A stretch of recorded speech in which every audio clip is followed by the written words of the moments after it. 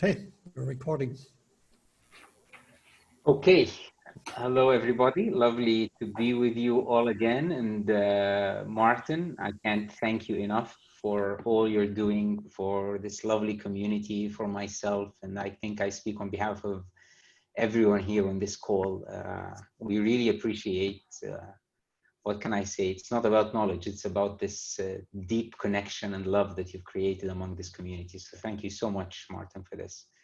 And it's my pleasure to be with you all again and to hopefully attempt to answer the questions given to the best I can. And as I wrote on the group today, I will give priority to the questions that have been posted. And then as time permitting, I will take questions and inputs and discussions. And if you want to say something, I'll be open to that at the end. So what I did, I grouped the 16 questions into like 4 sets, and I will start with some fast ones, and then I'll go into some deeper ones after that, and I'll leave the ones that I don't know how to answer totally to the end maybe. So let's see. So, and also I like that many of the questions have the name in front of them, but some of them I might have missed the name, so I apologize if I didn't get your name with the question. But Sarah Joseph is asking, my question is it possible to have 2 wings? I have read somewhere that it is, and others only one. And also there's a question, how important are wings? Do I need to do a long test to figure out my wing? What do wings actually mean? Can they change? Okay, so I'll answer these 2 together about the wings. The Enneagram can be seen as a static personality model, or can be read as a representation of the dynamism of human nature. It really depends on how deep you're going to go into understanding the model. You just have to always remember, it is a model, it's a representation. It is trying to show a map of the human psyche. And it's not just the human psyche. This is the power of the Enneagram. It's actually trying to map all levels of, let's say, creation. So you can see it as an individual, you can see it as a community, you can see it as life in general, all modeled into this simple symbol. So how I presented it, for example, 2 weeks ago was as a map for the human psyche, where I showed that there are 3 brains and how the 3 brains are acting within us, and how we all have these 3 brains. So we all have this seeking to be safe in our environment in the now. We all have this need for belonging and connection and reaching out to each other and finding our place and our value. And we all have the need to feel meaning and purpose and security in the future. We all have this. It's just that we get inclined to one of these more than the other 2. And then inside of this, we have energies. So when it's healthy, the gut gives us courage to go on with life. The head gives us guidance and wisdom and strategy. The heart gives us empathy and compassion. But then when they're disturbed, when let's say the lower ego, the attachments to the gross manifestation of life takes over, then the courage turns into anger and need to control and boundaries. The emotional side turns into a sense of unworthiness and lack of value, and the guidance turns into anxiety and fear. And we said that even these 3 have ways of manifestation. So you could manifest your anger, express it, you could suppress it, or you could deny it. You could manifest your shame and sadness, or you could suppress it or deny it. You could manifest your anxiety and need for joy, or suppress it and deny it. And these are the 9 types, actually. But we mentioned that we have them all. All of us get angry, regardless what our type is. And when we get angry in moments, we express it. And in moments, we hold it inside. And in moments, we just try to go shopping and forget about it. So to learn about the Enneagram from a very static, superficial level, you're just a type, just a box. You need to find out what type are you. Oh, you're a type 3. You like image. You like showing off. You like, it becomes very judgmental. It becomes very limiting. It becomes very narrowing. The deeper you embrace the Enneagram, the more you realize dynamism. It's very dynamic. Everything is moving, everything. And the incredible thing is that once you start understanding the patterns inside the Enneagram, there's another question coming about numbers, so we'll get to the patterns later. But once you start understanding that, you realize that even the dynamism has some kind of modeling inside the Enneagram. The first level of dynamism is the two, if you're coming now from the static to the dynamic. So from the static, I'm a type, let's say 5. Then moving into the dynamic, I realize I have 2 types on my left and right, and I have 2 inner lines. So I actually have 4 connections. Now the teaching, the understanding of these 4 lines has changed and shifted and continues to change and shift over time. This is now answering the question. So all that was an introduction, unfortunately, but now I'm getting to the answering the question about the wings. So understanding them and teaching them has changed, shifted, and continues to change and shift with time. You can look at the Enneagram as a live being, a live model, a live organism. It's not again static, it's dynamic. Originally, it would teach that you have 1 wing. The 1 wing is fixed. You are more towards that side. So a 5 wing 4 is very different than a 5 wing 6. And you're either this side or this side. That's the original teaching. For the inner lines, the original teaching is one of these lines you go to under stress. One of these lines you go to when you are in direction of growth. So until today, they are in most of the books written as stress and growth. And these first clearly appeared in Don Reeser's books, and Russ Hudson after that with him, as very fixed direction, very fixed lines. I see stuff on the chat. I will get back to it all, even the personal, the private, but I just want to cut the flow of description here. But as it's evolved, it has changed a bit and many theories came in. So I'll tell you how I see these 4 lines. I call them in my teaching resources for growth. I look at the Enneagram symbol, again, on a human psyche level, as the energy flowing inside the individual and the collective. The energy running inside the individual and the collective. And if we were to be angels, pure spiritual beings, this energy would be flowing so freely that just light would be everywhere inside. We would just be pure light. But due to the practical manifestation and theophany of the light in the universe, we need to be types, because each type has a role. Each type is a facet of unity, as Almas calls it. Each type is a face of reality. Each type is a way of being in the world that has a role, that has a job.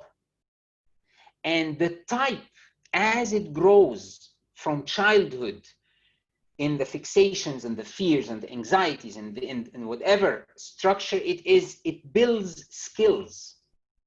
The 5 learns to learn and to see connections. The 8 learns to lead and be powerful. The 1 learns systems and righteousness and morals. The 3 learns the achievement and the doing and the building and the creating value. The 2 takes care and learns how to nurture. So These structures in childhood are needed. They create this human manifestation, this magnificent creation that we see around us. But then our job becomes to free ourselves from these fixations, from these tightness of the chest that created these skills.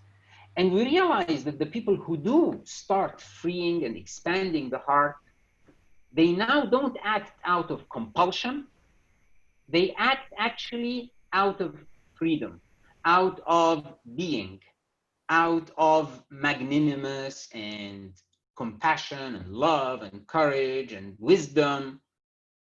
And they don't lose the skills. This is what the limited ego makes, frightens us, frightens our core from the journey of enlightenment. If I become awakened, then I won't do anything. That's the exact opposite. You start manifesting the gifts and the skills and the blessings you have with light, not with darkness. But where do we get the resources to grow? How can we become better us? If you look at every type on the Enneagram and you look at these 4 connections, you will find what I sometimes call shadows, but I won't go into the psychological shadow now, extreme opposite in something that this type needs to learn. Let's take type 3. I just felt like talking about 3. I thought I'll be talking about 2 to continue, but let's take the 3. When you look at the type 3, one of the lines is towards the 2. The 2 is all about I don't have any needs. I don't matter. My needs don't matter. I am altruistic. I give for the others. My time, my effort is all for my loved ones. I sacrifice for the good of humanity.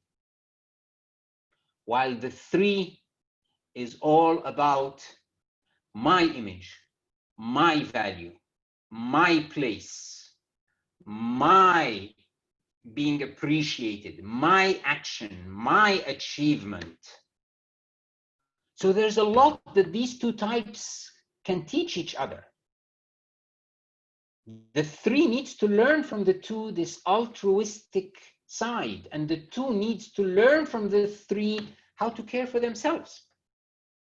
If this line is blocked, how can the 3 learn to care, to have empathy, to have mercy, to have compassion? And then you take the line of the 3 with the 4. The 4 is a type that goes deeply into their inner world. They live to discover what it means to be me. What are my emotions? What is the mystery within? And to find truth and to find authenticity and to find life coming from the love and the depth that they find and they read from their emotions. So they're totally inner digested. While the 3 considers emotions, will prohibit and will limit their rush into the world to create value outside, to the extent that the 3 can totally cut their inner connection with their emotions. And when they do that, they feel hollowness. So you have one type, the 3, that is as if they're hollow inside. Regardless of how much achievements they make, there's an emptiness that they just cannot fill. While the other is just full and they cannot get enough of the fullness inside and they keep getting deeper. So how can the 3 learn to connect with their heart? How can they learn to connect with their emotions, to know who they truly are and what they feel, and to appreciate and nurture their true inner being? It's by I call it like plumbing. If you look at these lines as pipes, they need to do plumbing so that the energy can flow from the 4 to cover the 3 and let them go deep into their own emotions. So that's why I call them resources for growth. And then if we look at the 9 direction, the 9 is all about self-effacing. Let's create peace. You know, imagine John Lennon's Imagine. What did John Lennon in Imagine do to create peace? The first thing he got rid of, heaven. Get rid of hell. Get rid of countries. Get rid of possessions. Get rid of everything. And then we will all live in peace.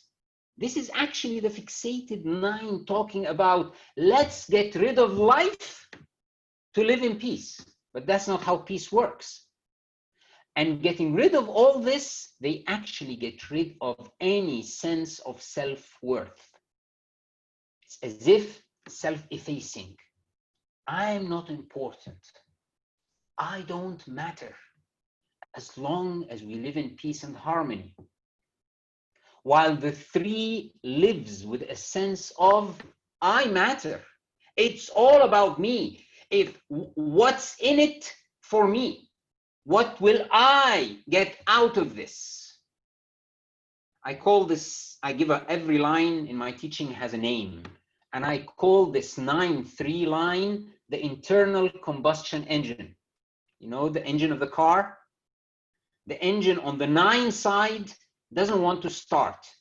This engine of inner connection. It's not laziness again. It's very wrong when they teach 9 is lazy. 9 is not lazy. 9 is not willing to interconnect. And this inner connection, this 9 line, the 9, as if the engine is off. And it doesn't start. And the car doesn't want to start. While the internal combustion engine on the 3 side is just, they cannot sit, they cannot stop, they cannot, what am I doing today? There's a whole list and the list is not enough. And I go, okay, take a break. They go on a break with a checklist. Okay, let's go. We're going to visit the Sistine Chapel and then we're going to go visit the Vatican and then we're going to go, okay, have we seen everything in Rome or not yet? How are these 2 types going to learn? How is the 9 going to learn action, connection, and value? How is the 3 going to learn? It's not all about me. To learn humbleness, to learn truthfulness, to learn sincerity, to learn to take a break, and to learn to relax. It's from this line. And then finally, the 3-6 line. Is it about me or about us? Which comes first, the group or the individual? And the 3 learns from the 6 to serve the group selflessly. And the 6 learns from the 3 to depend on themselves and to trust in their inner self, inner work, inner achievement, and to give credit to themselves. The 6, even when they achieve, and they're great achievers, they don't give credit to themselves. They give credit to the perceived leader. So these 4 lines are the resources for growth. And it's by connecting deeper and deeper to these lines that our fixations and passions start, you know, it's like a fire calming down. The passion is like a fire in the heart. The fixation is like a stick. We're stuck in what we think. The mind starts to expand to the ideas coming from the 4 lines, and the heart starts to calm down so that the divine light, the greater light, can start flowing through it. So this is a dynamic view of these 4 lines. It's not a static view. It's not a stuck view. It's not you go here for this and you go here for this and this comes here and this. No, it's a continuous flow. And that's why every type knows the 4 lines. We just have easier movement, easier flow coming usually from one than the other. So the wings in my book are not two wings. I call them, if you look at the circle as Martin has shared the screen, you see where the 3 is? The 3 is not a point at the number 3. The 3 is actually moving on this arc all the time, or actually manifest. My cursor is not evident, I'm sorry. It's Martin's cursor, yeah. So moving from halfway towards the 2, not all the way to the 2, halfway towards the 2, down to halfway towards the 4, exactly. This is the arc of movement, the flow. Now, some of us are more inclined towards the 2 movement, towards the 2 flow. So these would be 2-ish 3s. Some of us are more inclined towards the 4 side. These would be 4-ish 3s. And then what I've introduced here, what I call a core 3, where they are more at the center. And when we're more at the center, it can appear in one of 2 ways. Again, this is how we see ourselves. We don't have enough inner awareness to see ourselves clear enough. So how the core appears, some people identify with both sides very well. They know their 2-ishness very well. They know their 4-ishness very well. And some people don't identify with either. They say, no, I'm very 3-ish. I don't know the 2, I don't know the 4. In both cases, it means you're balanced around the 3. Most probably you need to work on both sides to make the flow greater. So this is what originally the books used to call a wing. I don't call it a wing. I call it a 2-ish 3. Means I'm still a 3. I never become a 2. I just get 2-ish features into my 3. So for example, a 3-wing 2. A 3-wing 2 is a place for burnout.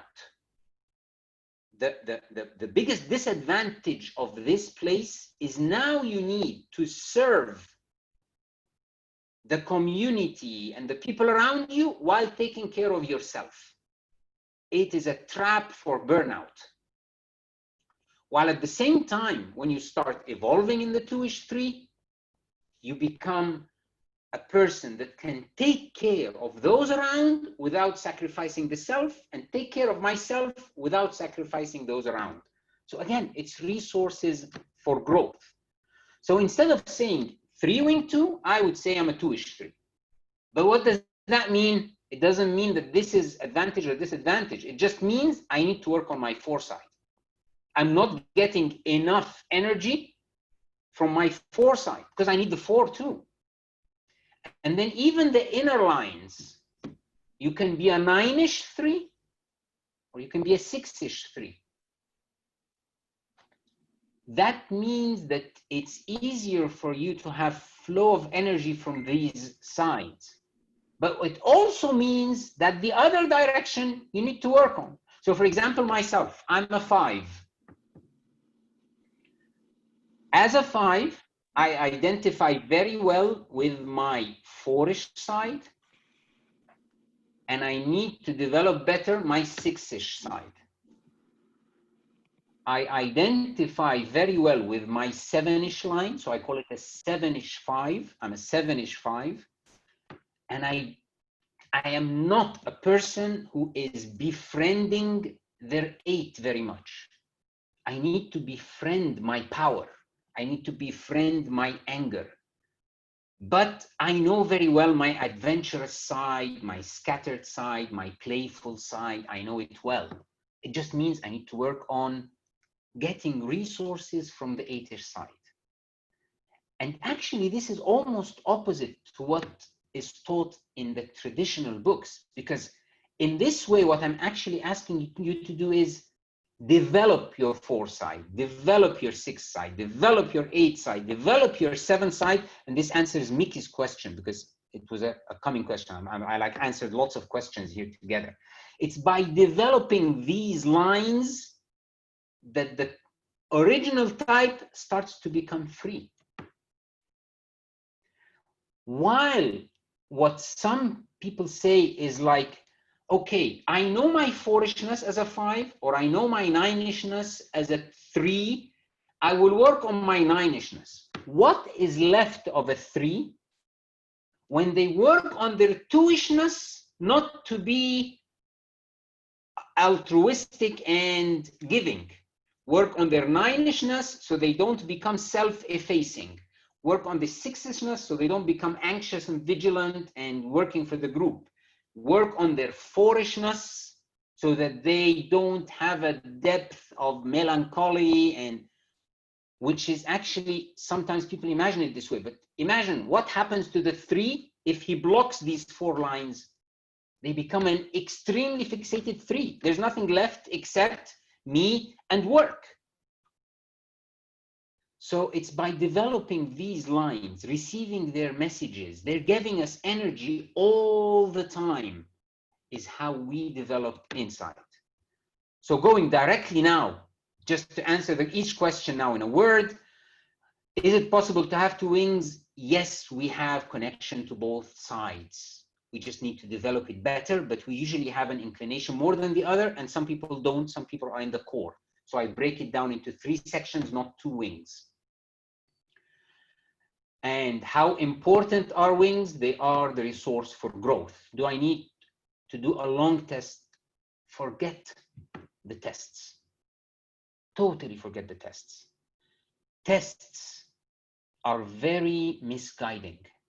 All the tests have a 60 to 70% accuracy level. All of them. They don't have a higher rate of accuracy. And the risk with a test is that we start identifying with the type that the test has given us, to the extent that it can become a self-fulfilling prophecy. I think there was one of the questions where I read self-fulfilling prophecy. I use this word all the time. It becomes a self-fulfilling prophecy. The test told me I'm a 3. So I start everywhere where I feel like a value, where I feel I need to do work, where I'm happy with my achievement to prove that I'm a 3. Well, by the way, everyone loves achievements. Everyone loves to be seen. Even the 9 that's self-effacing wants people to see them. Everyone. So if I am looking for the 3 inside me, I will find it. If I'm looking for the 6 inside me, I will find it. We have them all. You're all of these. So tests can actually lead us on the wrong direction. It's all about inner awareness, self-reflection. Now, with a good coach or with some typing tools, it's very easy in less than half an hour to narrow yourself down to 2 or 3 types. But even there, you have to take the last step, the extra mile. You have to go there. I have a joke that I say to my students. Again, I teach mostly in the Middle East. Middle East is mostly Muslims. And in Islam, it's understood that you are not allowed to renegade from the religion. It's as if you leave the religion, that is, you're going to hell, you're going to be killed, whatever. So I don't know what, apostate, I think it would be the word in English. Is it apostate? It's like to go out of the religion. So I say to apostate, to leave your chosen type doesn't take you to hell. On the contrary, it takes you closer to heaven. So choose a type. And if you discover it's not your type, then choose another type. But never stay in the space of confusion. Again, I refer to the culture here. If you go into confusion, if you go into loss, it will take you 40 years to come out of the desert. Once you're lost, you don't find your way out. So the best way, choose a path. If you're confused between 3 and 7, just choose one of them. Which is closer to you? And I like Tom Condon likes to joke here. He says, choose the one that you don't want to choose. Because usually it's your ego resisting that one. Okay, could be. Choose the one you're more comfortable or you don't want, and observe, is this really you? But how do you define it's your type? Never by behavior. Never. Behavior will get you misguided. It's by your deepest fear. What we introduced last time as your passion. The sin of the heart. What's really behind everything you do and you live for? Once you understand the 9 passions of the heart well, finding your type becomes very easy. You realize, oh, yes, I lived my whole life afraid of being hurt. And that's why I want to be powerful like an 8. Or feeling I just can't get it. I'm not up to this life. So I'm average of the 5. What is your deepest fear? What is really fueling everything? Never type based on behavior. And that's why it's impossible for anyone to type others unless you've really lived with them for years, because you don't know what's driving them inside. So Enneagram type is not about what you do. Enneagram type is about why you do it. So as a coach, if I'm sitting with a client and I want to know their type and they start talking, the question I will keep asking them every time they say something, I did this and this, why? Oh, and I answered him like this, why? And I was afraid of this, why? Why are you doing what you're doing? That's how you can get the Enneagram type. And this only you can answer. So it's not about tests, that's for the type, and even more for the wing. Because again, we flow with both wings and we flow with both inner lines all the time. So it's all about inner observation. It's about knowing yourself. Know yourself. Just keep looking inside. But the brilliance of the Enneagram map is it tells us where to look. It tells us what to look for. Otherwise, as Wilber says, you could sit 40 years in the mountain meditating and never see your passion. It's working through you to the extent that you don't see it. But once you understand the passions and the fixations, you can catch it. You catch it in 5 minutes. Mona Coates has a beautiful book on the Enneagram on relations. It's called, I get the name, Mona, M-O-N-A, Coates, C-O-A-T-E-S. Sex and relationships and the Enneagram, something like sex. And if someone can Google it, I don't know, I just, the name has gone from my mind right now. So Mona's book, she says she is a relationship coach, a relationship therapist, and she says for 40 years she's been working in relationship therapy. She says she discovered the Enneagram 15 years ago, and once she discovered it, it saved her in her practice from 12 to 18 months of work with couples. And I personally have seen this in my practice too. What used to take months and months and months to uncover, I can sometimes get from a phone call. Someone calls me and it says, I have a problem with my wife, one of my students. So I ask them, what's your type? What's her type? What's your instinct stack? What's her instinct stack? And that's it. And then I just tell them all the problems of their life. It's just as if it's magic. People say, are you a magician? No, I just know the model. So it saves months and months by understanding the passions and then the instincts, and then again, deeper and deeper. So forget the tests. Go directly for inner knowledge. And that takes us to the group of questions about relationships. I was entering relationships. Do certain types find it easier to enter loving, healthy relationships? Okay, lots of these questions about relationships have the same answer.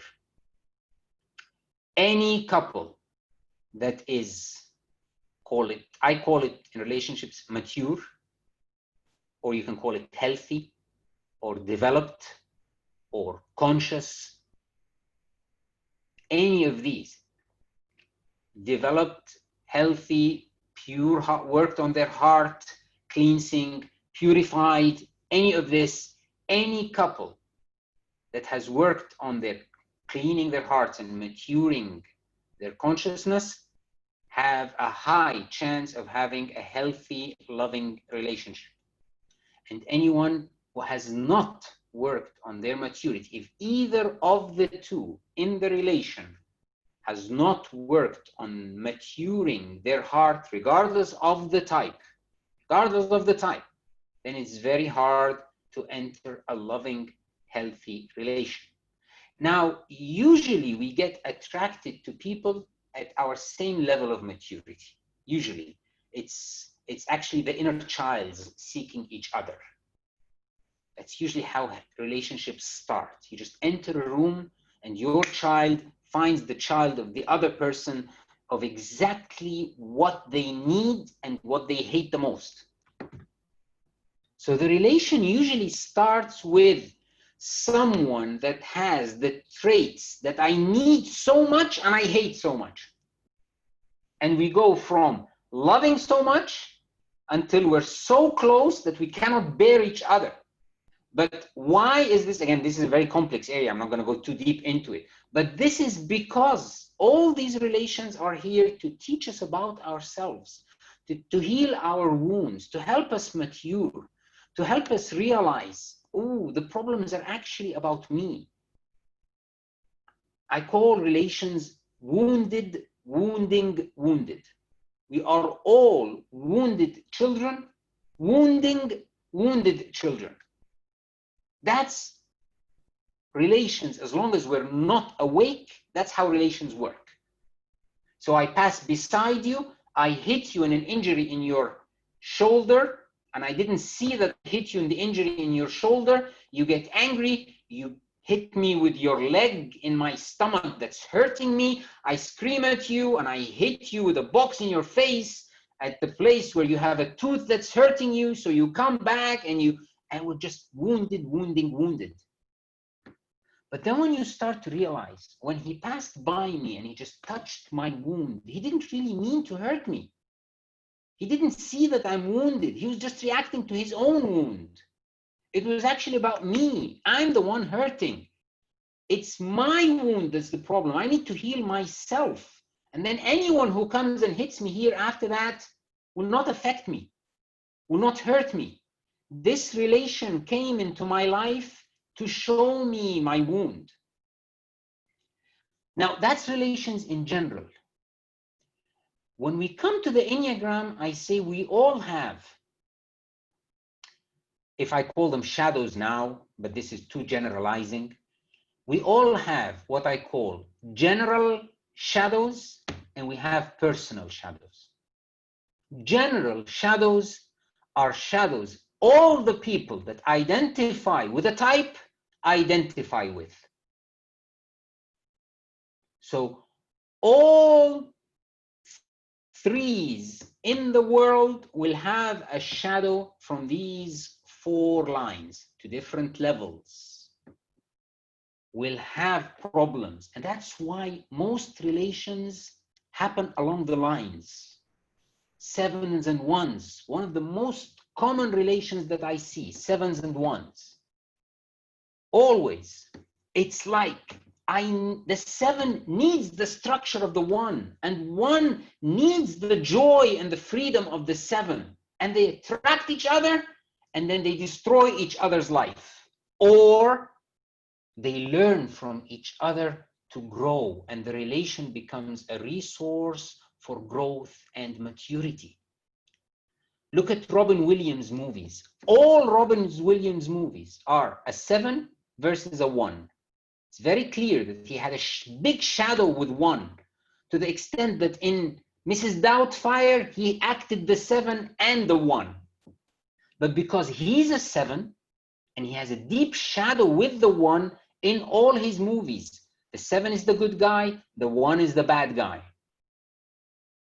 Because it's coming from a 7 perspective in the relation. Never realizing that the 1 is there to teach me to give sacredness to matters, to give structure, to give righteousness. This is what the 1 is here for. 1 is here not for criticalness and strictness. No, the 1 is about righteousness and morals. But the 1 needs to learn from the 7, freedom, joy. Okay? Yeah, and then we have what I call the personalized shadows.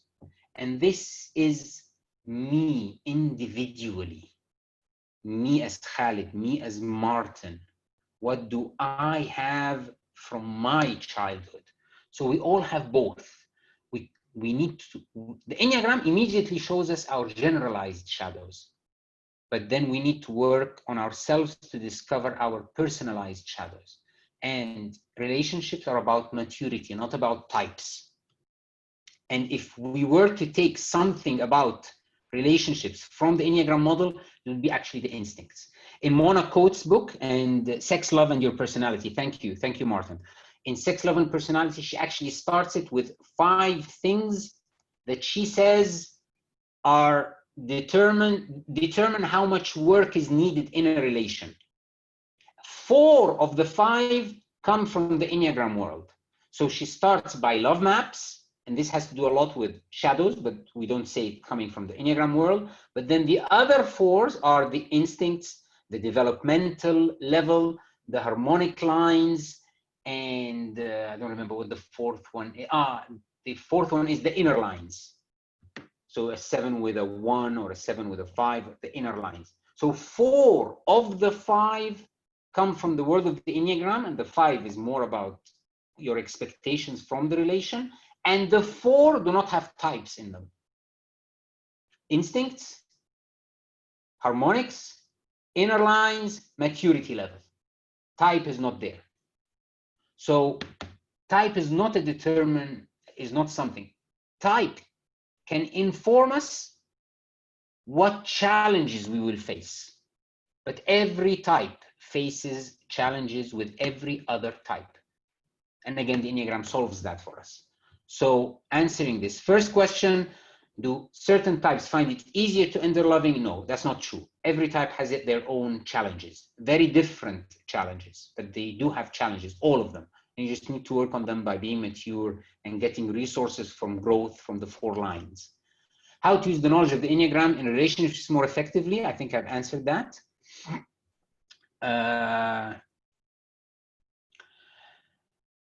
Please, can you, Barbara is saying, please can you say more about the relationship between Enneagram types and attachment styles? Okay, I'll add to this, before answering this one, I'll add to it. Danny is asking, if people can be mental, emotional, or visceral, would some couple relationships be healthier than others? And then she's giving examples, or he's giving examples. So I'll answer these 2 together. So Danny's question is about the centers, the intelligence centers, and who was it? Barbara's question is about the attachment styles. Yes, all these inform relations, but again, they just tell us the types of challenges we will face in the relation. So by discovering the types, the maturity level, the instincts, we already, as if we have an X-ray. Actually, in one of my levels, after people have studied all the different aspects, I do what I call an ERI. Actually, it was one of my students that came out with the course. She said, you've done an MRI for us, but it's not a magnetic, it's an Enneagram. So my students actually chose ERI, Enneagram resonance mapping, or Enneagram resonance imaging, because once you just put this all down, okay, attachment style, and the center, and khalas, you have, it's done. You have the manual for the relation. You know exactly where the problem is and what they're gonna face. Someone called me a few days ago. He is sexual dominant, social blind, and she is social dominant, and he's a 3 and she's a 9. And I thought, okay, so actually you have problems with her actions in this, but she has problems in your actions with this, and you need appreciation because you're a 3, but she doesn't hear you because you're a 9, and you're asking her all the time, just tell me that you did a mistake. But as a 9, she will never tell you that she did a mistake, and she will not give you the credit for what you did. And it's like, what's going on? How did you know all this? Yes, this is what the map says. So to go into all these different combinations, I mean, just type to type, we have 45 couples, 45 different ways of relations. And then if you put the instinctual stacks, you multiply by 6, and then you put attachment style, so it's infinite. So I don't go around by talking about how everyone will do it, everyone. I don't even know it myself. Maybe I'll have to write it down one day, imagine each couple and write them down. But by learning each of the types and each of the styles and each of the instincts well, you have the tool yourself to analyze and just find out. You know, it's like a doctor writing down a prescription. You'll be able to prescribe, analyze and prescribe any kind of relation. And even say, if it's unhealthy, it will be like this. If it's average, it will be like this. And the healthy, it will be like this. The challenge happens when one of the two in a relation starts moving in maturity and the other remains where they are. This is really the biggest challenge in relations. So as long as we're on the same level, we're complaining from each other, we're hating each other, and usually we're staying with each other, or we're just exploding away and cannot bear the name of each other anymore. It's like we hate to be together or we hate to be apart. Until one starts to evolve beyond the other, especially evolution of the heart, maturity, levels of development, waking up. Once this happens, then the person that is lower starts to suffer even more, and the person that has grown starts to see more options. The horizon starts to expand. And usually we end up into one of three scenarios.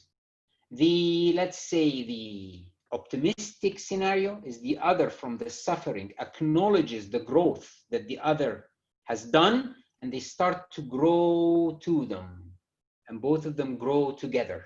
This is a beautiful outcome. It becomes a beautiful couple. You can see the couple like flowering. The best of them comes out. Or the upper one eventually just drifts away. It's like, okay, I've had enough, and they just go away. And in this case, the one that has grown goes on to create a new life for themselves, while the one that remained stuck in where they are can stay in a sense of stuckness and stagnation and suffering and a sense of victimization for years. For years, they can still live in the pain and hurt of being a victim to that other person who did this, or all kinds of scenarios in their head. While the one who evolved has just drifted away and went on with their life, and even remember the other one with, yeah, I used to live with them, they had their good and they had their bad, and be very, very calm about it. Or the third scenario in between, and it's usually actually a transitional one, so I should have mentioned it, the second, is where they just like learn to live life as it is. Okay, we'll just go on, but I will stay in where I am and you will stay in where you are, and I will like accommodate you. But usually that doesn't stay for long. It stays for a while, and then this drifting apart happens. Or they can just pull them back down again. And I've seen that also. And that's very pitiful that happens. When this person that's evolving fears the collapse of the relation, and they just get stuck down again. So it's like they remain in this tango. They're playing around, they're dancing with each other's consciousness. So again, that's about relations from an Enneagram perspective. It's not about types, it's not about centers, but types and centers give us an analysis of what types of problems, what kind of challenge, I wouldn't say problems, what kind of challenges this relation is going to face. It's as if we have the manual. It's very clear.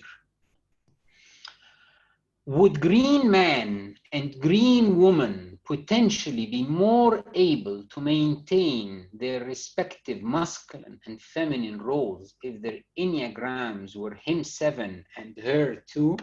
Okay, that's a very specific question. Again, it would depend on maturity level. Now, 2 is considered the most feminine of types, because 2, by definition, is denying their masculinity. So it's not about 2 being feminine. It's about 2 not integrating their masculinity, which is where the line with the 8 comes in, because the 8 has the exact opposite problem. The 8 is denying their femininity. And again, masculinity and femininity here, we are taking them in a very broad, stereotypical or archetypal sense. It's not about being a man or being a woman. It's about the feminine features, what Carol Gilligan would talk about for the woman, caring and nurturing and communion, while for the masculine side, it will be about justice and about rights and about agency. So this is broad archetypal sense. So the two need to integrate their masculinity, and they learn that by allowing the energy from the 8 to come. But when 8 is in the shadow, the 2s see the 8 as very aggressive, as very rough, as too much, as they don't see them as powerful and leaders. They see them as aggressive and brutal and abusive. This is the shadow side. So if they can reframe this aggressiveness and brutality and roughness and understand the benefit. Actually, I do an exercise like this where you find out your biggest shadows from the lines. I make you sit with someone from that type, and you can do it here as a community together. So the 2, if they see the 8 as too much, too aggressive, too loud, too brutal, then I pair them with an 8. And I let them ask them specific questions. So they don't go and ask them, why are you brutal? They ask them, my partner in such incident did this, and I saw them as abusive.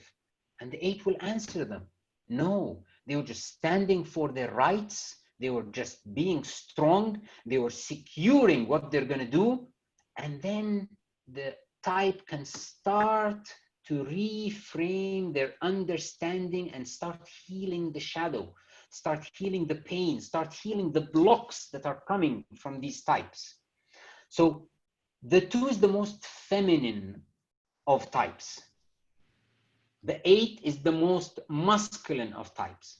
And then there are many models about the other types. In general, the head types are considered more masculine. The heart types are considered more feminine, and the 8, 9, 1, the 8 is considered more masculine, the 1 considered more feminine, and the 9 is the balance of all. So as if you look at the Enneagram symbol that you have in front of you, some models consider from the 1 to the 4, the right side is the feminine side, the 8 to the 5, the masculine side, and the 9, the balance that puts it all together, the acceptance, the holding it all together. Again, this is stereotypical. These are models of growth. But it comes back again, except for the 8 and 2, it comes back to how balanced you are inside yourself. So I wouldn't say the 7 to be more masculine or more feminine, although archetypally, they're more masculine, archetypally. And 2s are the archetype of feminine, not archetype, no, they are the archetype of femininity. At the green level, as Martin has showed us, by the way, this is one of the beautiful things that I have learned from Martin. I love that chart because it solved so many problems I had. How masculinity and femininity flips at green. And it answers why all this, the feminism becomes so, the feminist movement becomes so masculine. It's like, it's something has flipped here. Something has happened. I love that chart. You know, you all know it. You know, this colorful chart with the stages, and so that means that the energy of green in general is very feminine. Purple is very feminine. Green is very feminine, and the 3 in between are very masculine. At least in my book, again, this is how I see them, and this will affect all the types. But if 2 is already a feminine type, and then they become green, that's why I said when I was talking last time 2 weeks ago, it's a very dangerous place for 2s. Because if they have not learned in the previous levels to build boundaries, to know how to say no, to stop, if they have not built that, if they have not created for themselves a solid source of income and a solid ground to stand on, if they have not, if they become very mushed up, they become abused, they lose themselves in green. It's a very dangerous place. Exactly that one. Thank you, Martin. So the twos need to integrate their masculinity before entering green. Otherwise, it's a big problem. Sevens, on the other hand, and he's saying, or she's saying, it's a masculine seven. In green, the masculinity and the femininity, or a man is the seven, the man seven with the femininity of the green in general, will most probably create, let's say, a balanced, harmonious seven. So green, on the contrary, is a good place for seven. Green is a place where seven starts to discover their heart. They can get closer to their heart. They can get a bit closer to their own self instead of fleeing their emotions. Can be a bit more comfortable with their emotions and start integrating their femininity a bit.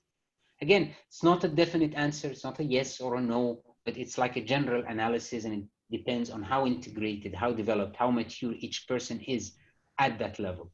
And we can do some analysis like this for all couples, of course. But I'll go beyond the relationship set of group, and I have, there's a group of set of questions about typing. So one question, my partner could not identify his number through the test Martin gave us. I know some people get different results from tests in different stages of their lives. How to determine your number correctly? The passion, the passion, the passion. Discover the passion. What makes your heart, your inner cringe? What's actually driving you in life? And by the way, it's very easy. If you just relax into yourself, you will see it. It's driving no less than 95% of your life, if not 99. Something is pushing. You just need to discover it. Where does this contraction happen inside? And it's this contraction makes me run into my type. So the passion, learn the passions well and observe the passions within you. That's how you find the type. I would love to know, Good News is asking, I would love to know if one's Enneagram score is static or dynamic. Your type is your mission in life. You are, I like to use again the let's say the religious terminology of you are a messenger of God. Every single human treading the earth is the son of God and the daughter of God and the messenger of God. It's not just Jesus, it's not just Muhammad, it's not just the Buddha. It's every single one of us has been sent with a message. And you have been put at a place, at a time, with a task. And you have been given all the resources to perform that task. And one of the main resources is that type. So the type never changes. It's the manifestation of the type, how the type shows in your life, that changes with time, that changes as we grow. Yet, and I remember there was another question related to this. Someone was asking about spiritual development. I'll answer it and then I'll find, here it is. Annalise was asking, when cleaning up and growing up, your truth being comes into light. Can you totally outgrow your type? And if yes, what type? Show up? No, you cannot outgrow your type. You can grow to the highest level of your type. So if you remember last time, I showed you Jesus and Mary and Isis and all the archetypes of the mother, the nurturing. This is the highest a two will ever reach. They will never be without a type, to the extent that we can see the type manifesting even out of these enlightened people. Moses with his 8-ishness, Muhammad with his 9-ishness, Jonah with his one-ishness, Jesus with his two-ishness, Solomon with his three-ishness, Jacob with his four-ishness, Abraham with his five-ishness, Aaron with his six-ishness. So all these enlightened people have their type with them. We see it. It's clear. It's evident. The Dalai Lama with his seven-ishness. So we can see the Buddha is a five. Okay, I know questions will start coming. The Buddha, very five-ish, very five-ish. You can see it. It is the Buddha. So regardless of how much we grow to shine the purest light of the divine, the source, the one, the Tao, God, whatever you call this source of light, this source of oneness. We are just a facet of this. And at our lowest maturity, we show the dark side of these features. But our highest growth is the pure light, what the Sufis would call the beautiful divine names of Allah. So the beautiful divine name of the eight is the omnipotent, the most powerful, the most just. The beautiful divine names of the nine, the most peaceful, the most loving, the most accepting. The beautiful divine names, these are the higher archetypes, the simple archetypes. These are the divine lights. We become these. And this is where we lose our sense of identity. This is where the mystics go and they say, I am God. Yes, you're God, but God is not you. You are a facet of God to the extent you've lost the sense of self. You are now just this divine light of goodness, of omniscience, of trust and loyalty, of shining bright, of the three, of the authenticity and the longing and the beauty of the four. So you just become that, but yes, you remain your type. So you cannot outgrow your type, you cannot change your type, but how your type manifests changes by context, changes by age, changes by gender, changes by maturity level, changes by culture, but at the end, it's still the type, just changing manifestations, changing how it's shining into the world, or not shining, depends on which side. The secondary score or profile, what are the triggers for it? To say the truth, I don't understand what the question is asking. The second score or profile. Maybe whoever asked it can just give me more description in the chat and I'll get back to it at the end. Is there, Mary is asking, is there a breakdown by percentage as to what part of the population falls into each of the 9 categories?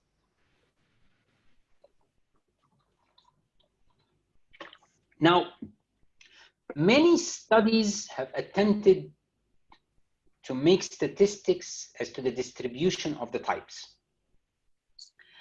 And if you look into these studies, you find them all in certain regions, in certain cultures, in certain backgrounds, in certain jobs, and they have all shown tendencies one side or the other. But there is nothing conclusive. And there are theories. So some people have claimed that the 9 is the most type, or the 4 is the least type, or the 6 appears a lot in traditional societies, or. There are lots of these theories. What I tend to believe, I don't have any proof for it, and no one has any proof about anything in statistics with types. What I tend to believe is if we took humanity across the globe, across time, they would balance out. But if you take it contextually, I believe that the earth, life as an organism, is always balancing itself. So when there's too many heart types and it's too emotional, then some head types are needed to balance the heart types. And then when there's too much conflict, then we get more of the gut types. and it's as if it's a continuous, systemic balancing process. I see it in my practice among generations. So I see a family where one generation is very emotional, 2s, 3s, and 4s. And then their offsprings almost have no one from the heart type, 1 or 2 people, and most of the others are gut and head. And then in the 3rd generation, they start to mix. So it's as if, again, this is my theory. I have nothing to prove it, but there's a balancing act, just like with everything else in nature. If you look at nature in all its dynamics, it's a continuous balancing act. So that's what I would tend to believe. But numbers, no, we don't have. There are lots of statistics and none of them agree on anything. So it's just hypotheses. People have lots of hypotheses. Supply and demand, exactly, Mickey. Or Emma, I'm not sure who wrote it. So. Oh no, Mickey's at the computer, so most probably it's Mickey. Annelise's question, we answered it about going into the light. Mickey, again, are certain types more inclined towards spiritual evolution? Very nice question.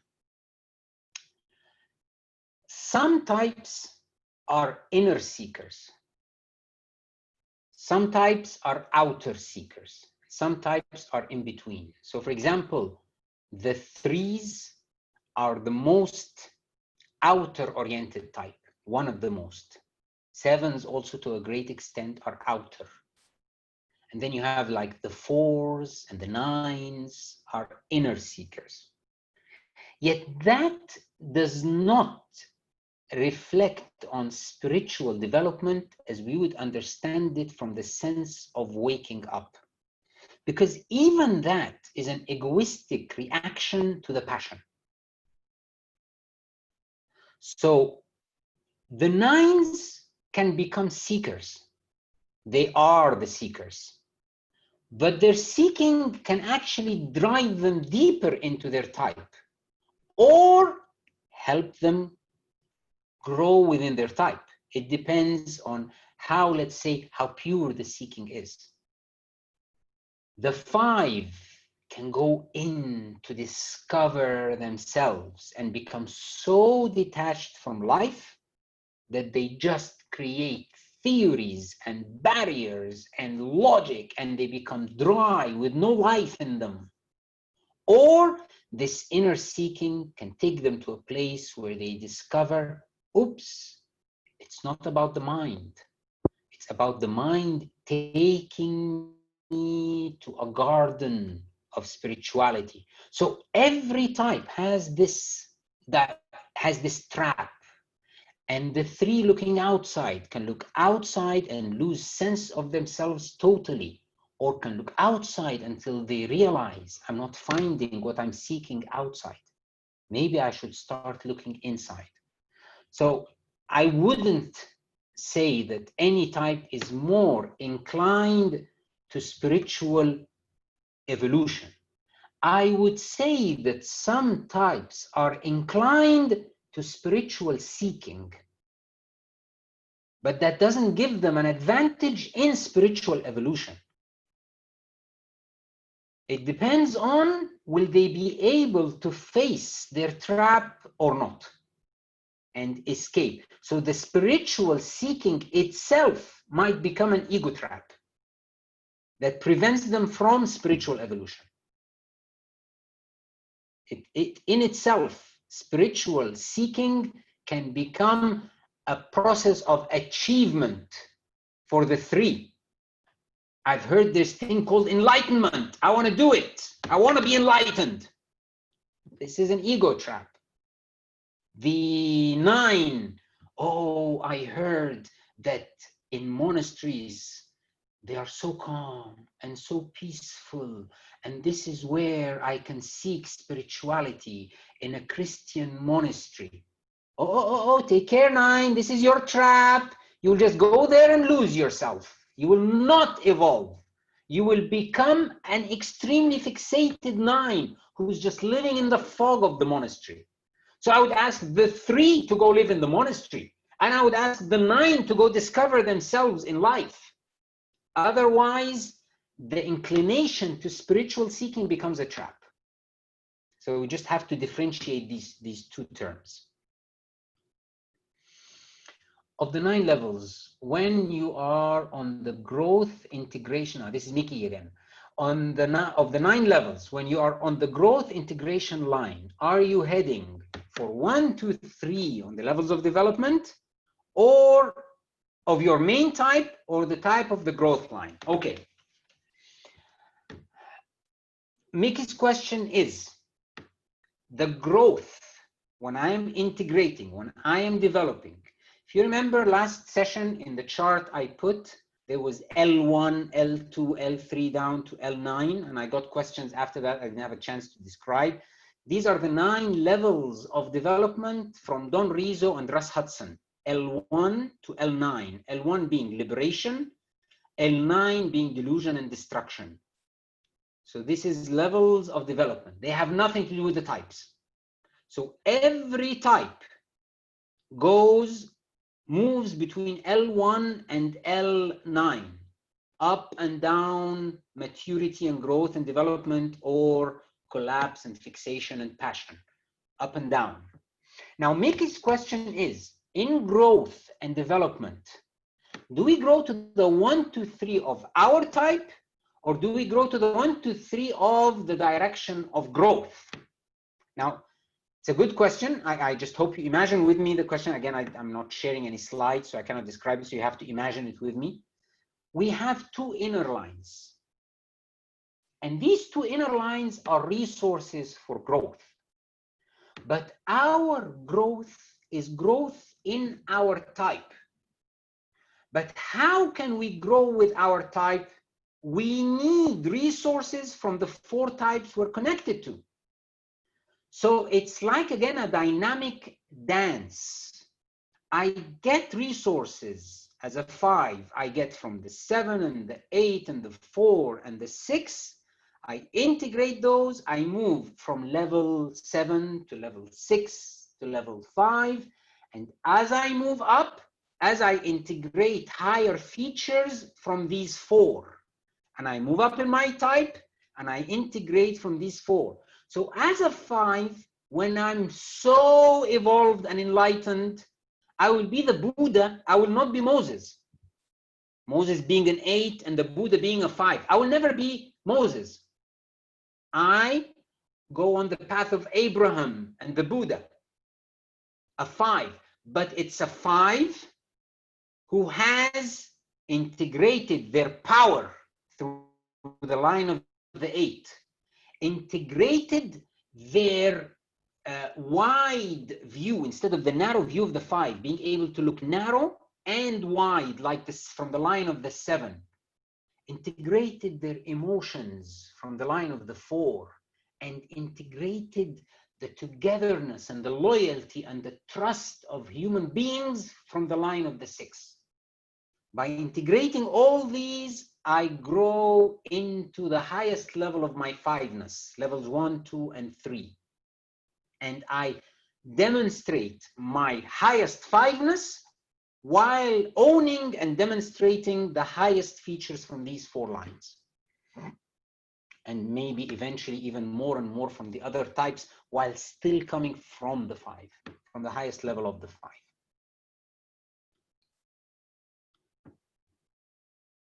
Thank you, Mickey. Purity of seeking, thank you. Charles is asking, where's Charles today? I don't see him. My friend there, he's asking, I've heard you say something along the lines that many, if not most, Enneagram practitioners don't recognize or appreciate, that it's not just a psychological tool, but also carries deep spiritual connotations. Can you elaborate on that? Okay, the Enneagram originally is a tool for spiritual transformation.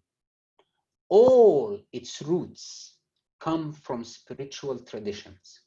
And as I said, it is alive. It is continuously alive. I like to describe it as a river that gets lots of, what's it called, tributaries. lots of small streams pouring into it all the time.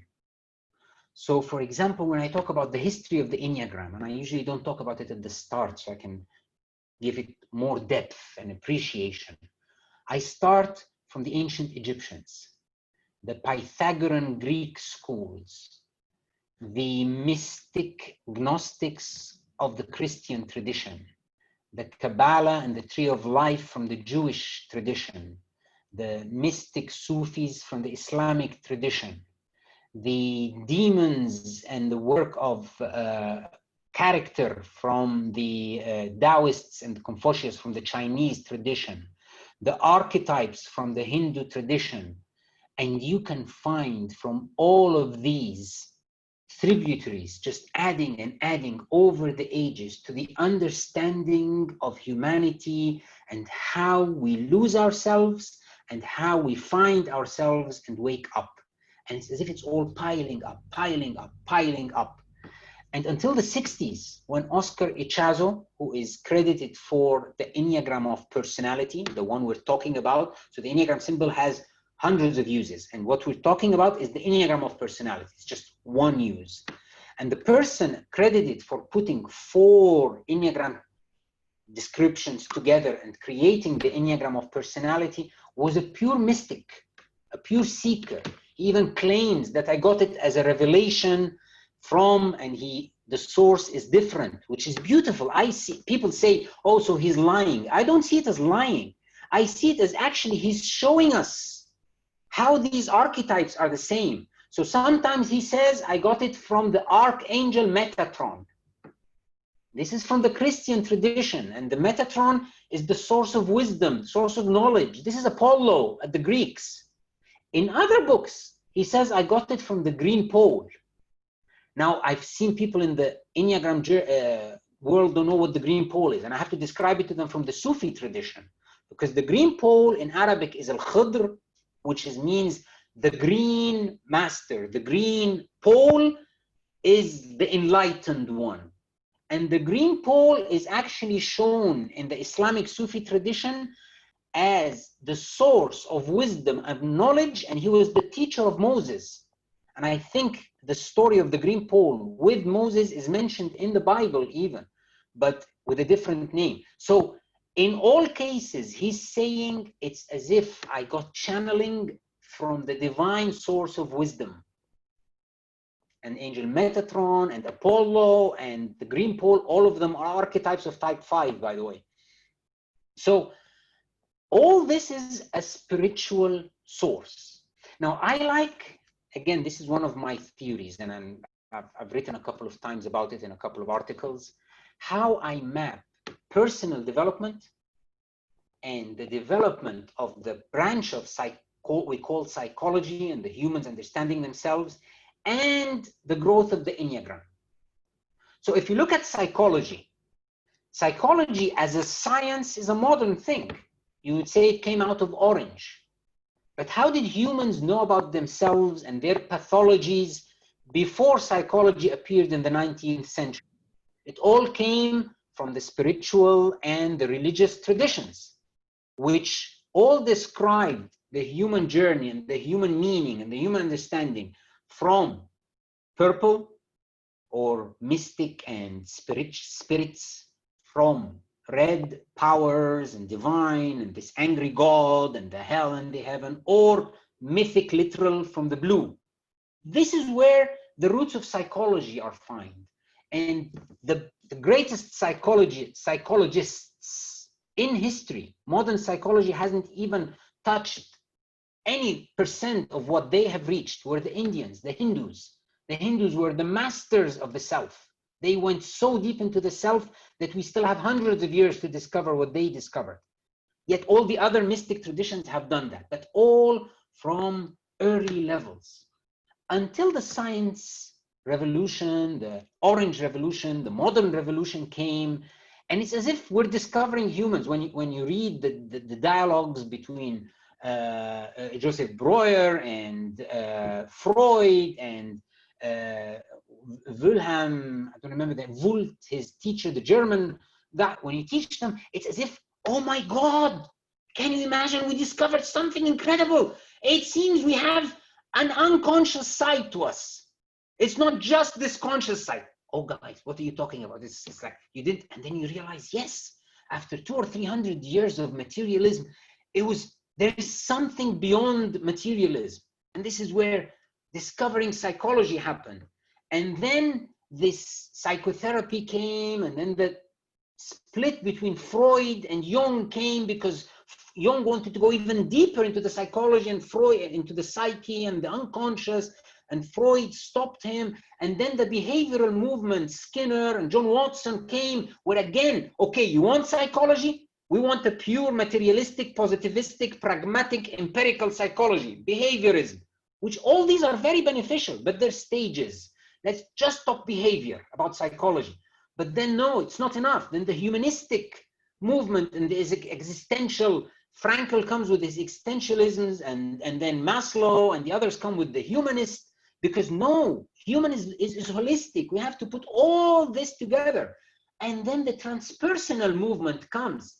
And we now talk about spirituality and mysticism and extra dimensions. And we talk about it from a postmodern and postmodern language of psychology, which is called transpersonal psychology and integral psychology and participatory psychology. It's as if we took a whole cycle from very old ways of looking into the human all the way up to the modern ways of looking into the human, and it's just levels developing step by step. So this has happened also with the Enneagram, the exact same cycle, coming from very spiritual roots, but the roots were very mystical, spirits, Metatron, the green pole, all the things that are very purplish and then very reddish, and then but with the discovery of the Enneagram in the modern times, and Claudio Naranjo, who was a psychologist and a Gestalt professional, he brings it into the world of modern psychology. And Enneagram in the modern world started as a pathological system. Everyone is sick. Your sickness is the gluttony of 7, and your sickness is the OCD of the 1, and your sickness is the schizophrenia of this, or the schizoid of the 5. It started as diseases. So it went all the way down to behaviorism and diseases, and then it started evolving again back, bringing back its spiritual roots. So over the last 50 years, from 1970 to now, the Enneagram has been presented in all these different ways. The most common from the modern, the orange world, would be behaviorism. Behaviors would be surface, would be boxes, would be the 7 does this, the 3 does this. Under it, you get the psychological level, started by Naranjo and then all the others, and bringing Karen Horney. Someone corrected my pronunciation of the name last time. Thank you so much. I read it in the chat after the session. So Karen Horney brought it they connected it with Karen's work, with Fritz Perl's work, and this is the psychological level. And then again, reviving the spiritual roots, which never disappeared, by the way. They just got covered and they're coming back up again. So it has all these levels and even beyond, and it even goes into the mystery. And that's why, again, it's a living being. People are discovering things all the time. The deeper I go into the Enneagram, discover things about myself and about the model that I've never seen before, and it seems to be endless. So that's the answer to Charles. That's, I think, where we started. About some people saying it's psychological and spiritual. Yes, it is behavior, it is psychology, it's spiritual, but its roots are all from the spirituality, from the spiritual world. I think, oh, thank you, Charles. That covers the 16 questions, actually 15, because as I said, one of the questions I actually didn't get, the secondary score or profile. I don't understand what that one is talking about. So, and philosophic and esoteric. Yes, Thomas, thank you very much. I'll go, Wilhelm Wundt, exactly. Thank you, Martin, thank you. I'll go now to Martin's 12 questions. yeah, it seems we won't have time for open discussions, but at least we'll try to go as many as we can here. I'm sorry, can I ask, I didn't manage to get to the Facebook page. I don't know why, it's all the time closed for me. If you will be so kind as to let me ask a question as well. Okay, then please, but if I open for you, I'll open for everyone. Can you type the question into the chat window, Sergey, please? Yeah, that would be better, yeah. I speak very bad, but printing for me, it's my dead side, absolutely. Very difficult and long. Okay, then let me go through Martin's questions and then I will come to you. I'll take you first, Sergey, the first person. Yeah, thank you so much. Okay, so why do some people clearly self-identify with a type and strongly resonate with it, while others resonate with several types that are often not wings or stress or relaxed lines, while others resonate with all or no particular type? What can they do? Know yourself. It's all about self-reflection and about what you are denying about yourself, what you don't want to see about yourself. But the specific part of the question that says, and identify with types that are not in your lines and in your wings.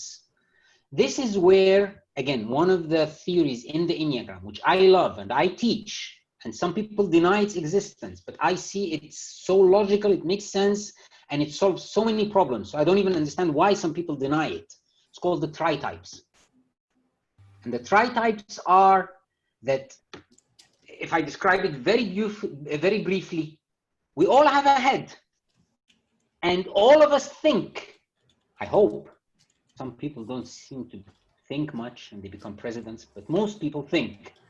But, okay, and in thinking, I can create strategies, create guidance, or I can become very anxious. So all of us become anxious. I don't know a person who has never become anxious about the future before, regardless of their type. All of us have an emotional heart, bonding, connection, love, hate, value, roles, rules, all of us. And we all feel this compassion and love, and we all fall sometimes into this shame of I'm not enough, I need to be more. And this sadness of disconnection. We all have it, regardless of our type. And we all have a gut brain that keeps us secure, that keeps the environment as I want it, that causes us to try to control those around us and control our surroundings and control what we want from life. And it gives us courage, and at the same time, it can give us on the other side anger and need to control and problems with our boundaries. All of us do. And once I have anger, regardless which type I am, the anger is either expressed or suppressed or denied or in a mature way handled. If it's expressed or suppressed or denied, it is acting in an 8 or a 9 or a 1-ish way. So everyone's gut is either an 8 or a 9 or a 1. Everyone's heart is either a 2 or a 3 or a 4. And everyone's thinking brain, head, is either a 5 or a 6 or a 7. It's as if when I say me, I'm not actually talking about any of these 3 brains. Me is the witness. Me is the spiritual heart. Me is that consciousness that is looking from behind my eyes and identifying as me. But this me, if we say, is the CEO of me, this witness is the CEO of me, the chief executive officer, the big manager. I have 3 executive officers reporting to me every day. A head, a heart, and a gut. The head, for example, talks in the language of a 5. The heart talks in the language of 3, and the gut talks in the language of 8. And they're talking to me all the time. And as a human, if I had a radio beside me and I get 3 channels, 3 radio channels transmitting on one frequency, what would I hear? I would just hear noise, pure noise. So even as humans, what do we start to do? If you're in a party and you hear many noises, what do you start to do? You start to focus on one of these voices. You can pick up one of these voices and stay attentive to it, while the rest of the voices are causing noise in the background. Now, is that noise really not audible to you? No, actually, you hear it. You're just not focusing with it. What's the proof that you hear it? Is that in that party, in that noise, let's say I'm with Martin and Mickey and Emma and Trinity and Rodney in a party, and all of them are talking, and I want to listen to Martin. And while I'm listening to Martin and focusing with Martin, I suddenly hear Mickey saying to Emma, Khaled. My name is mentioned. Immediately my attention goes there. How did my attention go there? I can hear that. I'm picking their noise. It's not just noise. And when I want, we say energy follows attention, and attention follows intention, by the way. So we have actually 3 types inside us. One of the types is the leading type. I'm listening to it all the time. I give a metaphor of a car. One of the types is driving. It's holding the steering wheel. And then there's a secondary type, sitting shotgun, sitting beside the driver. And all the time shouting and screaming, hey, slow down. No, you're going too fast. They're not driving, but they're affecting the driver. So if I'm a 5 and that person beside me is a 3, it's very different than if that person is a 2, very different than that person is a 4. They will change my personality. They will change my mode of driving the car. And then there's a poor 3rd type thrown on the back seat.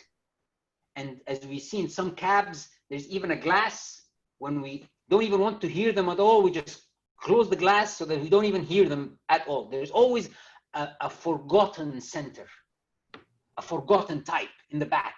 And it's usually our growth and development happens, the best start is by empowering that type that's thrown on the back seat and totally unheard, giving their voice some power.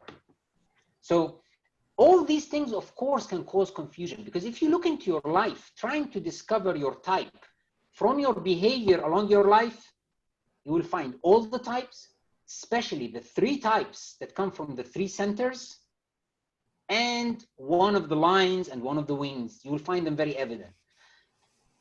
Again, so if a person is looking for their type by observing their behavior, it's a confusing job. If you look inside, this is where self-awareness comes. If you look inside, what cringes the heart? What are my greatest fears? What am I really trying to secure myself from? What is my greatest survival goal? This is the passion. I was once with an Enneagram teacher, and he's like a 20-year Enneagram teacher. And I was driving, we were in a car, and then he tells me, I think the Enneagram has become so complex. We need to find a 1 or 2 word definition for every type. And again, this is a very common problem that most of the Enneagram teachers I see have fallen into. I looked at him and I told him, well, we have it. That's how the Enneagram started. It's the passion and the fixation. I said, oh yes, I forgot that. And unfortunately, it seems this is what the Enneagram community has forgotten, that the type is actually the passion and the fixation. Everything else is just descriptions. Descriptions that change by time and change by context and change by maturity level and change by culture and change by religion and change by gender. But the fixation and the passion don't change. Don't change across time, across space, across anything. They are the core of the type. That's how you find your type. Why do the results vary? I think we answered that. Some people feel that their type changed over the years. Again, it's in different contexts. We have learned sometimes to give temporary charge to one of the other centers. I'll give a personal example. I'm a 5. My late mother was a 4. 5, very mental type. Emotions have no place. My mother is a 4. It's all about emotions. It's all about understand me. It's all about connect to me. And for me, I can remember my whole life, my mother didn't make sense. See this problem? My mother didn't make sense. Where's my finger pointing? Finger is pointing at her. My mother doesn't make sense. It's not I don't understand my mother. It's my mother who doesn't make sense.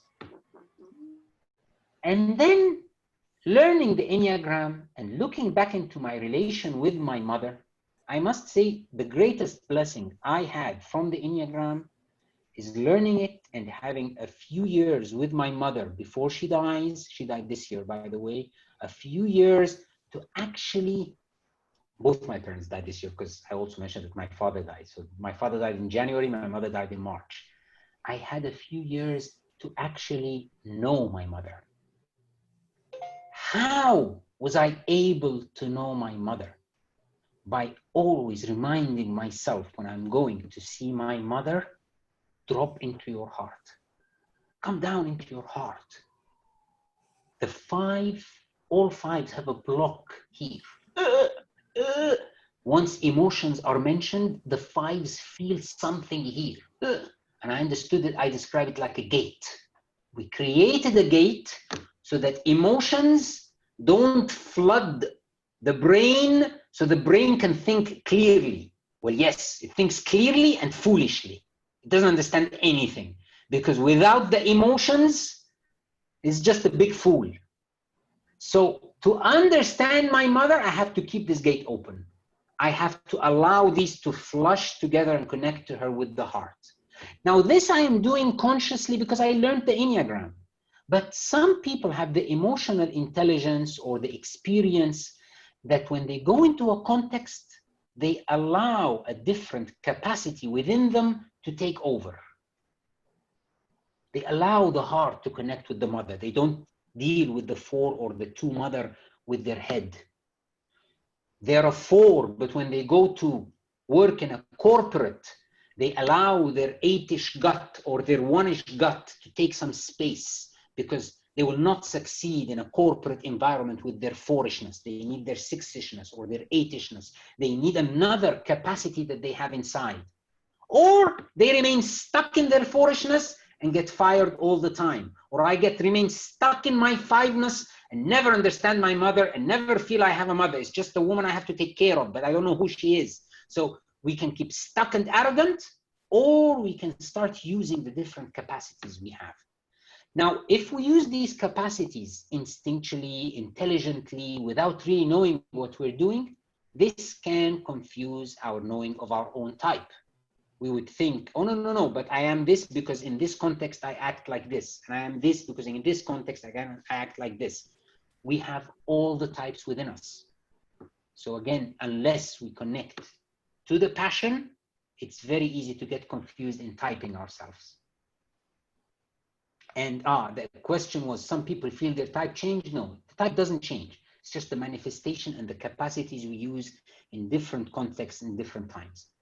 All of us, I think I said it last time, all of us in our teenage manifest our heart type, regardless we're a heart type or not.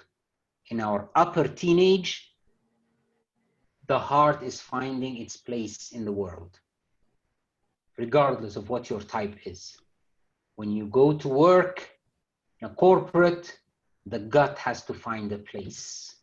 When you're dealing with society and money and property, the head has to take a place. So we are using these capacities. Otherwise, we wouldn't survive. What is the risk that types become self-fulfilling prophecies or that we create our own evidence to affirm our type? Okay, I will answer this question, Martin, from 2 ways, because it can be understood as 2 ways. One is in the way I mentioned earlier, is that I believe I'm a 3 and I look for all the evidence to prove I'm a 3 and I live as a 3 for several years until I discover, oops, I'm not a 3. And many, I mean, this is natural. It happens and it's not wrong. It's not a problem. But we always say, keep open.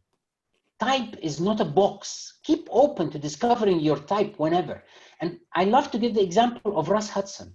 I would say by far Russ Hudson with Helen Palmer are the two greatest gurus and enlightened masters of the Enneagram world still alive today. Russ Hudson and Helen Palmer, beautiful people. Just sitting with them and listening to them, even in person or online, is a huge blessing. You just feel that something is flowing from them. Russ himself says that when he first learned the Enneagram, for a whole year, he believed that he was a 4. And after a year, he discovered he was actually a 5. But 4 and 5 are so different. How can you confuse yourself? Well, what happened is he discovered the Enneagram at a time when he was heartbroken. He was just out of a very hurting love relation, and his heart was broken. And again, the 4 is connected to the 5, so he was showing melancholy and grief and sadness and emotions, and he thought he was a 4 for a whole year, until the heartbreak went away and he started seeing himself clearer. The murky water settled down and he could see inside, and he said, oh my God, I'm a 5, I'm not a 4. So these things can become self-fulfilling prophecies, and he would live as a 4 for a while until he discovers he's a 5, and it's usually a shock when you discover you're not the type. And I've had students discover their type from the first day, and I've had students discover their type after a year. It's fine, they're both okay. Just about a matter of self-reflection. But the other thing about self-fulfilling prophecies is that actually the type itself is a self-fulfilling prophecy. Now I'm talking about something totally different now, Martin, but let's see what it's meant here. Every type structure, every egoistic type structure is actually a structure that is appearing a survival strategy that is appearing to save us from something, to allow us to survive from a certain dimension. Yet this egoistic type structure and strategy becomes the cause of us falling into that exact thing that we are fearing the most. Every type is a self-fulfilling prophecy. Let's take an example. The 8. One of the basic principles I mentioned last time is that we show outside the opposite of what we feel inside. The ego shows outside, not the essence. The ego shows outside the opposite of what it feels inside. The 8, the mighty 8, the strong 8, grandizer. Remember grandizer? Big robot. This is the 8. Is actually the type that feels inside the most vulnerable. It feels inside as the weakest type. It feels that if they show their heart for a moment, they will be stricken into the heart and they will not survive and they will die. So the 8 lives their life fearing betrayal, fearing hurt. Now, if I am afraid to be betrayed, to be hurt, because I'm so weak, what do I need to do? Create a strong armor around me. Achilles from Troy is an 8. Thor is an 8. And they all have inside a marshmallow heart. A very, very, when I talk in the West, I call it marshmallow heart. And when I talk in the East, I call it, Martin, you're in Turkey. You know the Turkish delights? We call them in Egypt, Melbourne. It's a Turkish delight heart. That's what the 8 has inside. This is what they're protecting. And when the 8 is calm enough, trusting enough to let down the armors, they become children. They become beautiful, innocent children in big bodies.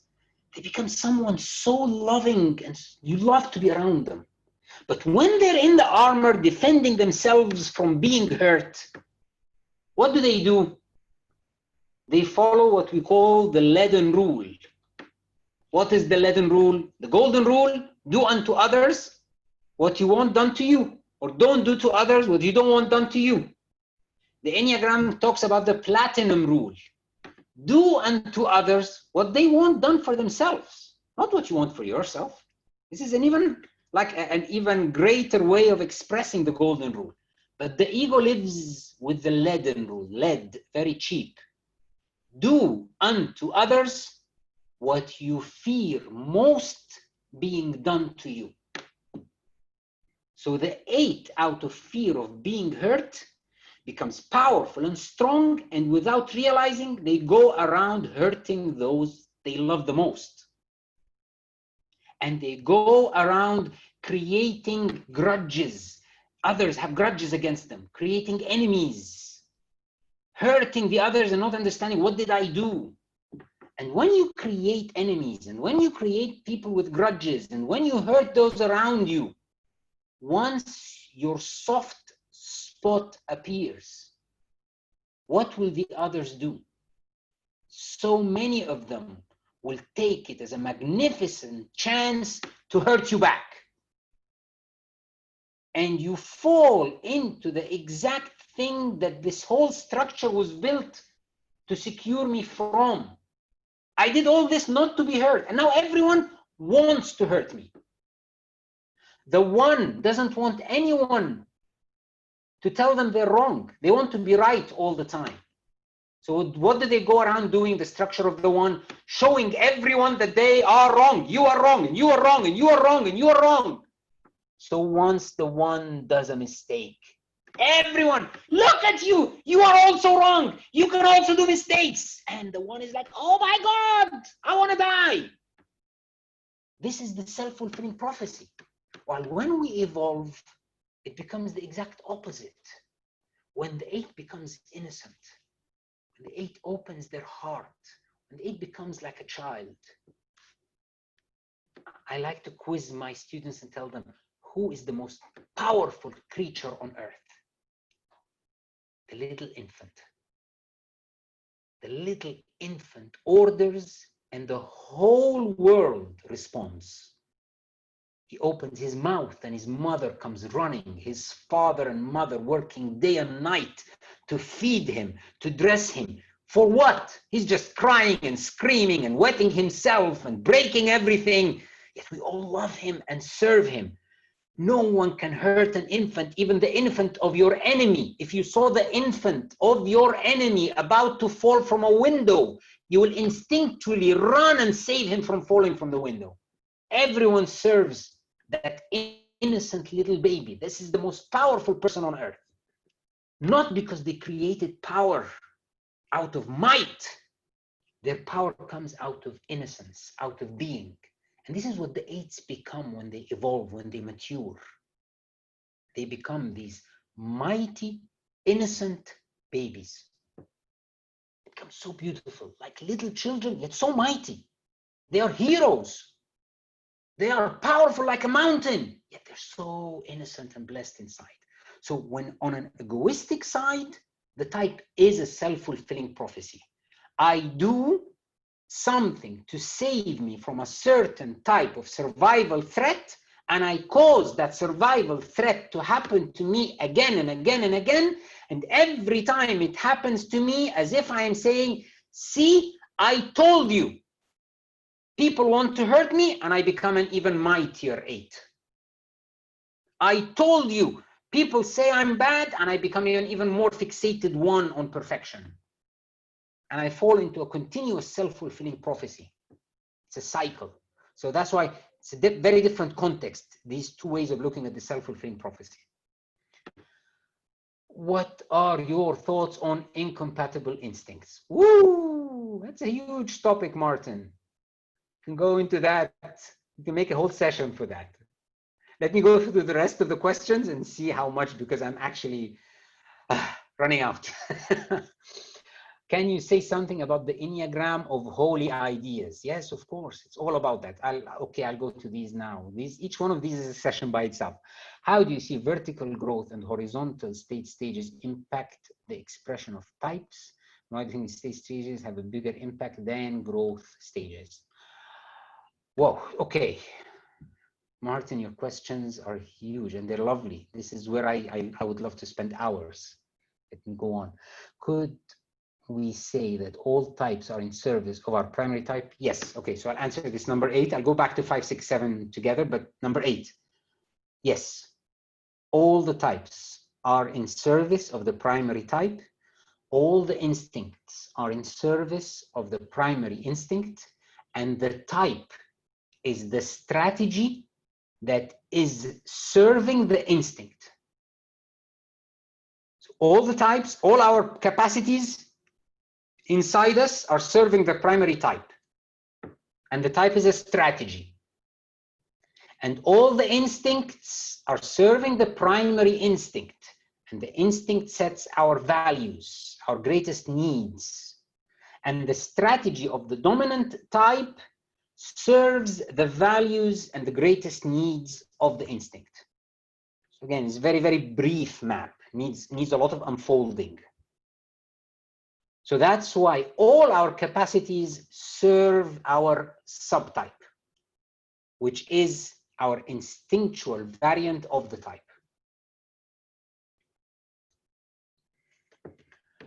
As a 7, when I help, it has to be exciting. When I mediate, it has to be exciting. When I achieve, it has to be exciting. Exactly, exactly. You will always be a 7. Even, let's say you have a 9 in your tri-type, which is not connected to the 7 in any way. For example, let's say you have a 9 in your gut. Even your gut, your peacefulness will be serving your excitement of the 7. I want peace around me so I can enjoy myself as a 7, or I can have my freedom as a 7. I don't want problems. So everything will be serving the dominant type. This is the driver of the car. Everyone else is serving the driver of the car. And how the driver drives the car, they can drive it in a self-preservation way, careful for their survival, regardless of their type. They can drive it in a sexual way, enthusiasm and growth and expansion, or they can drive it in a social way, in harmony with everyone around them, and feeling the group and feeling the society and feeling the laws around them. So how the type drives the car is highly dictated by the instinct. That's why the different instincts can totally change the shape of the type. The type can look totally different. The self-preservation 7 is very different than the sexual 7. And the same, and very different from the social. They're very different. The social 7 looks 2-ish, serving all those around for happiness, not for care and altruism.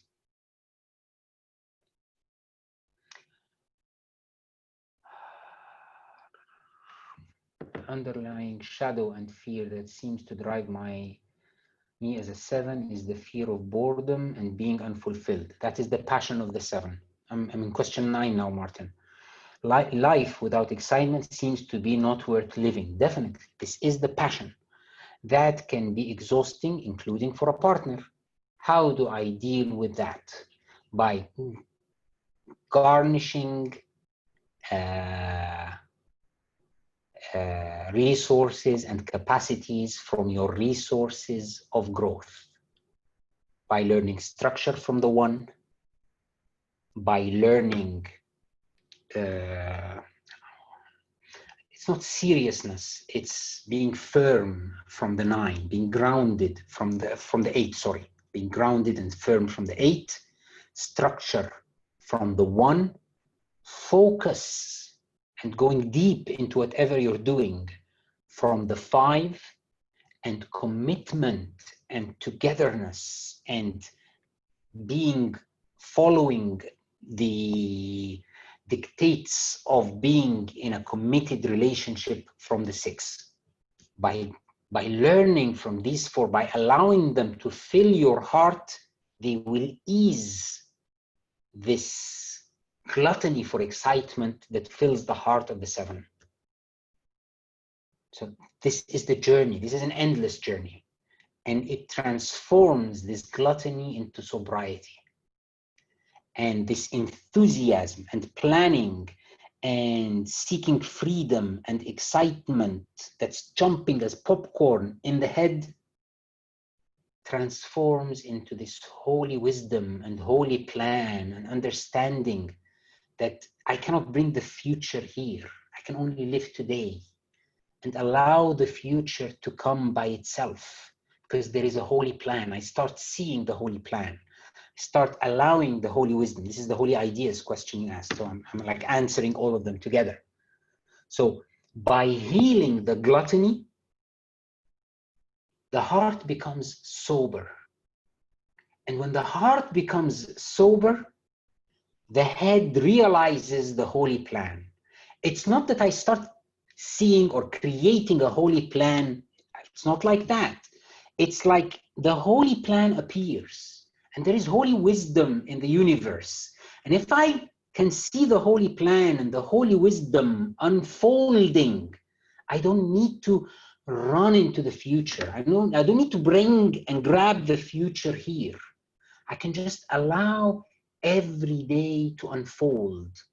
But to allow every day to unfold with its beauty and enjoy its excitement and beauty as it comes, this requires a sober heart, not a gluttonous heart. The gluttonous heart is grabbing from the future, grabbing from around, grabbing from the environment, from space and time.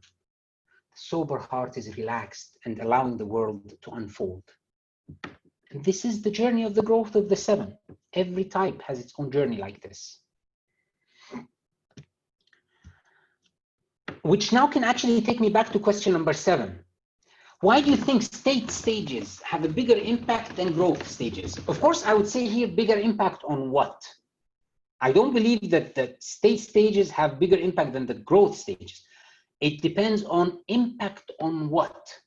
So if I would describe my whole philosophy of states and stages in a brief sentence, I introduce it that this life, if we can call it like this, dominance in this life is given to the higher structure state. And peace in eternal life is given to the higher state stage. So when a person or a nation achieves a higher structure stage, it dominates the people or the nations around it, this life. But that doesn't mean that they live in peace. The victor in the war can live in much more suffering than the loser. Doesn't mean that they're living in peace. It just means that they're controlling the earth now. But living in peace, which is an eternal peace, living in peace has nothing to do with life and death. If you don't find peace now, how can you find it after death? This is heaven and hell are here now.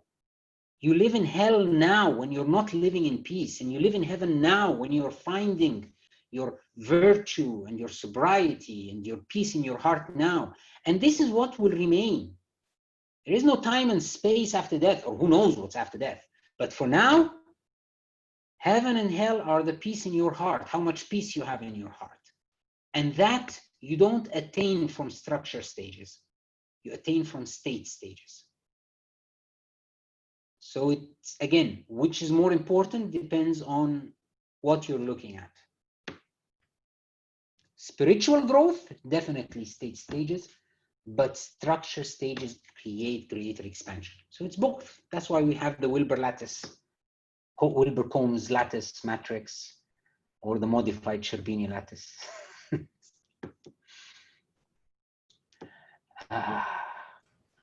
So what about 10?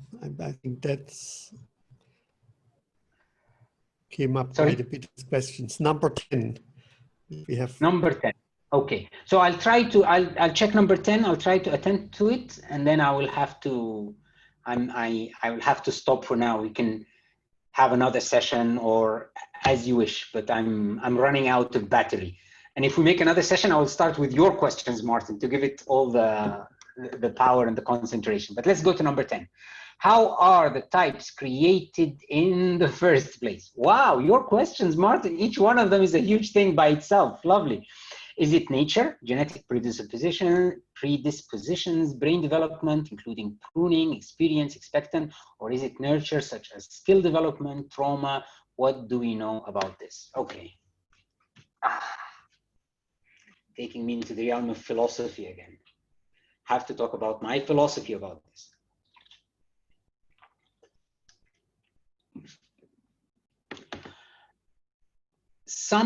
Okay. Lately, what the big teachers of Enneagram are inclined to answer this question with, because this question is endless. To talk about it, we could talk forever. There are so many signs in many directions. I've seen Russ Hudson do this. I've seen others do this. They just simply answer when it's in front of an audience, you're born with your type. It's as if, okay, satisfied? It's like, what difference does it make for you? You want to know? Okay, you're born with the type. Fine, let's go to the next question. Now, it's an easy way. When you say it confidently, you're born with your type, people take it, it's calm, and we go on. But that's not really the deep question. How I see it again, and I see it from an existential, spiritual dimension. You are meant to be a type. You are meant to bring a certain energy to the universe, into the universe. So nature and nurture will conspire together to create that passion and wound in your heart. So you will come with a certain inclination into the world, and that inclination will cause you to describe or interpret the acts that are happening around you in a certain manner. They will create a certain perception of your childhood, and that perception, which was only created because of the inclination that already existed by nature, will fixate your type. It's a universal conspiracy against you to make you this type. And you have no choice except, just as you didn't choose when to be born, who your parents would be, what your nationality, what your color, what your gender, just like you didn't choose any of these, no one chose the type. It's just, again, a universal plan, a holy wisdom, a holy plan, a holy picture that's just fitting all together to create who you are. That is the surface of the philosophical answer. The simple answer is you're born with your type. This is your type. Okay? I really am sorry. I will have to stop now. And I enjoy these sessions again very much. Beautiful questions. Each one of them can be a whole course by itself.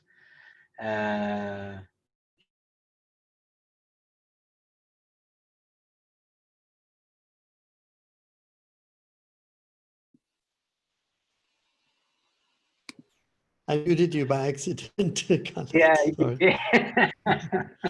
Unless there are no accidents.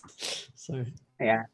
So I'm saying that, yeah, we in our program we go deeper and deeper into all of this. Program is very long. It's very deep. It's a huge program, but this I think gives a deep enough touch, I hope, about all the questions. Now they might seem too complex or too philosophical sometimes, but that's just because we're trying to answer them in a very short time. But usually when I teach them, I give time for all these answers to unfold. It's like I talk about each of these topics for some time from different sciences and different directions so that you really just absorb it. But now I know I was just like hitting the head. So I hope it wasn't too heavy a meal. Oh, thank you all so much. Thank you for your thanks. And I give the mic back to you, Martin. Thank you.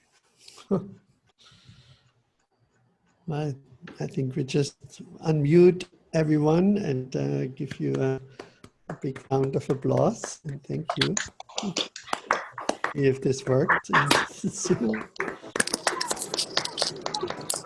Thank you. Thank you so much. And thank you for everyone for showing up and for all your great questions. Thank you. And so we'll see if we at one point arrange another Q&A because some questions have been unanswered.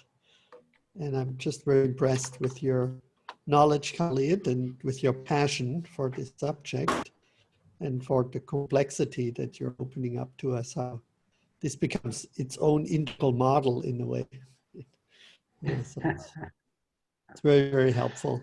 Thank you. Thank you. I appreciate that. I appreciate that so much, Martin. And I think it's Thank really you.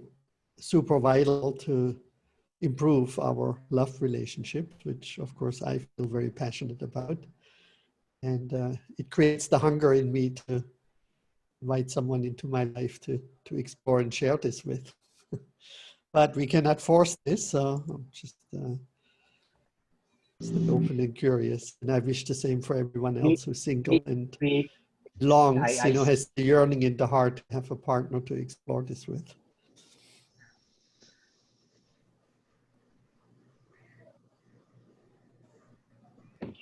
Thank you all. Thank you all so much. Thank you. Bye-bye.